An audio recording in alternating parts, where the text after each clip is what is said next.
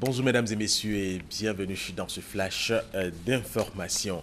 Une fusillade est en cours ce vendredi matin à l'hôtel Radisson de Bamako, au centre de la capitale malienne, devant lequel les forces de l'ordre ont établi un périmètre de sécurité.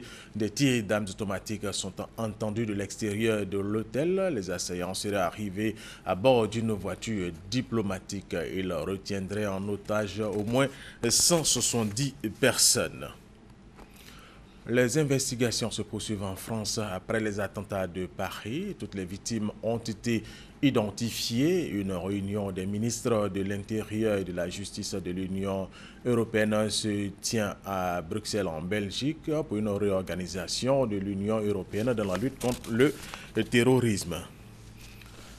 Le président français François Hollande recevra ce vendredi le roi du Maroc à l'Élysée. Ils vont certainement parler de coopération et de renseignement. Justement, c'était un renseignement marocain qui a permis aux enquêteurs français d'être sur la piste du belgo-marocain Abdelhamid Habaoud, cerveau présumé des attentats de Paris, tué mercredi dernier à Saint-Denis. Rappelons que le roi du Maroc est en visite privée en France.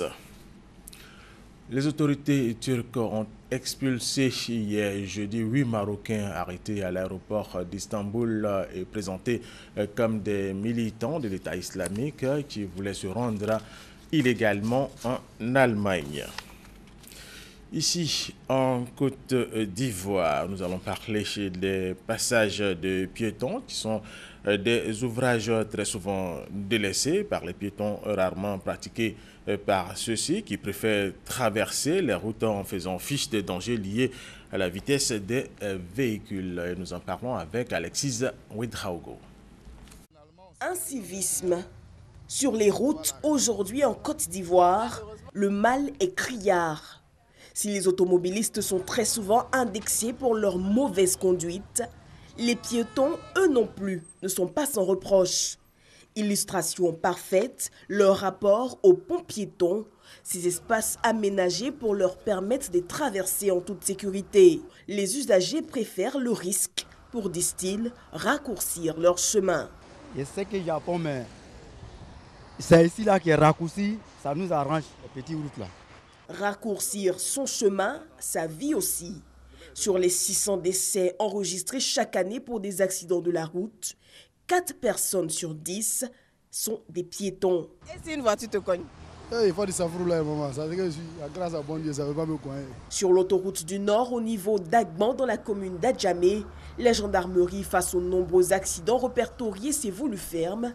Plus question pour les Gbaka, ces transports en commun, de garer loin des ponts piétons. À cause de nombreux accidents qui se passent, quand on les descend, ils traversent, courent pour traverser. Donc, quand les voitures là, les gens d'Agban, on les descend, on les descend, ou bien directement la liberté. Il y a toutefois de bons élèves qui jouent la carte de la prudence et la recommandent vivement. On pointe le pont parce que c'est plus prudent. Mais que dit et fait la loi face à cette situation? Le piéton qui emprunte la voie express, s'il est accidenté, normalement, en dessous du pont piéton, il n'est pas pris en charge par l'assurance. À la question, est-ce qu'il y a assez de ponts piétons sur les voies express, Lozère reconnaît des déficits, mais exhorte toutefois les populations au respect du code de la route. Le véhicule souvent qui vient, vous pensez que on vous voit. Le conducteur peut prendre la décision de freiner. Le véhicule, tant que l'énergie qui est à l'intérieur n'est pas finie, ne pourra pas s'arrêter. Et donc, sans le vouloir, le véhicule, enfin l'automobile peut vous écraser. Donc nous demandons aux piétons de faire attention à eux-mêmes. Il faut sensibiliser. La route tue, c'est une réalité. En Côte d'Ivoire, 6000 accidents de la route sont enregistrés chaque année. 600 personnes y perdent la vie quand 11 000 autres sont blessés gravement, dont 40% restent des piétons. Elle est toute autre chose. La société civile ivoirienne fait un plaidoyer pour la signature de l'accord universel sur le climat et le maintien du réchauffement global en dessous des 2 degrés Celsius. Signature qui sera au cœur de la COP21 à Paris. Et c'est une action de l'organisation non gouvernementale défis climatiques et citoyenneté. La COP21 maintenue justement en France, mais sans trompette ni fanfare à la suite des attentats du 13 novembre à Paris et Saint-Denis. Le gouvernement français a décidé mercredi dernier de ne pas autoriser les marches citoyennes pour le climat initialement prévues en France le 29 novembre, veille de l'ouverture de la conférence internationale sur le climat, et le 12 décembre au lendemain de la fin de la conférence. Et c'est la fin de ce flash d'information. Merci de l'avoir suivi. Je vous retrouve tout à l'heure à 13h.